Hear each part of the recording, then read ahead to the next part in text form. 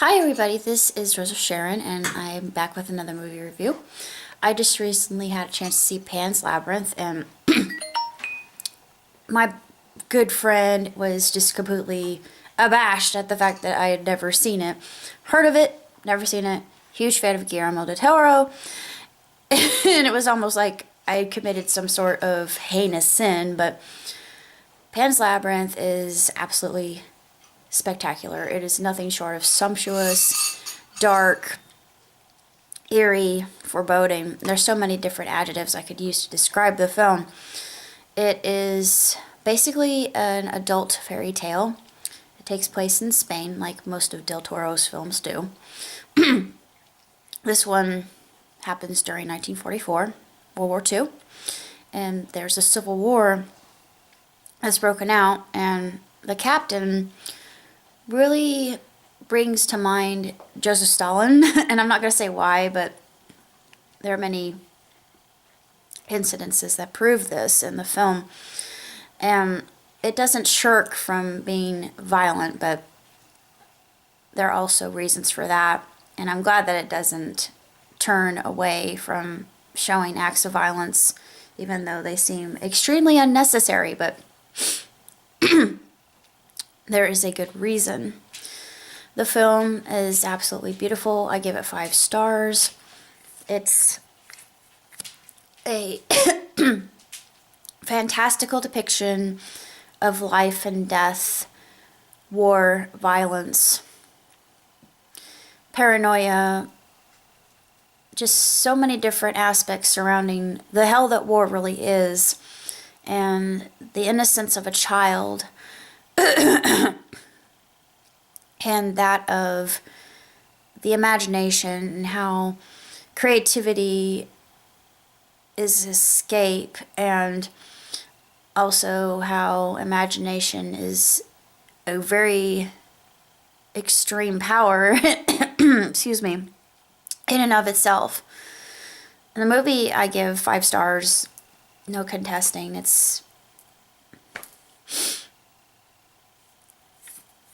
There's no debate.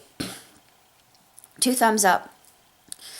The cinematography, the lighting, the transitions are flawless. It segues very quickly, so it's one film that you have to be on your toes for. And me being multilingual, I didn't really need the subtitles. I understood because I speak Spanish myself. It was very simple for me to understand. Even without that, I would have understood what was going on anyway, due to context and how the characters were interacting with each other, because their motions actually spoke far more than words. Needless to say, it is a absolutely gorgeous film and deserves the highest accolades. I could see why it was deemed Del Toro's masterpiece. It's easy to see. It's overtly obvious. It's absolutely astronomical and phenomenally done. And I really don't have that much else to say about it, other than if you like dark fairy tales, then I would highly recommend it if you haven't seen it, even though it might seem a little bit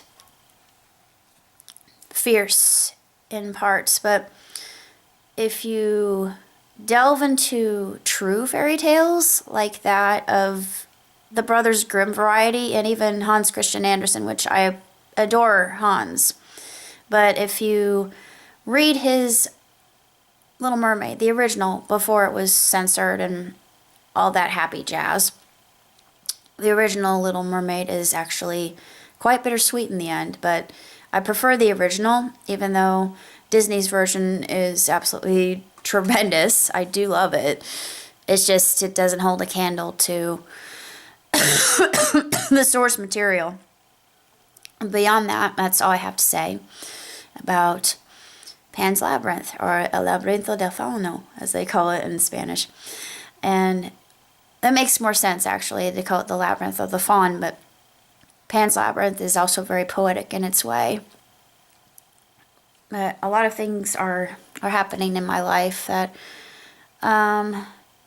give me pause in thinking about that film, and just knowing that even in the darkest moments, there is always a glimmer of hope, even though when it feels like hope is lost, hope really never is lost.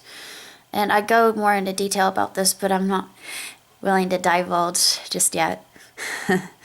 You'll see later. Until next time, live long, prosper. Ciao, Tootsie.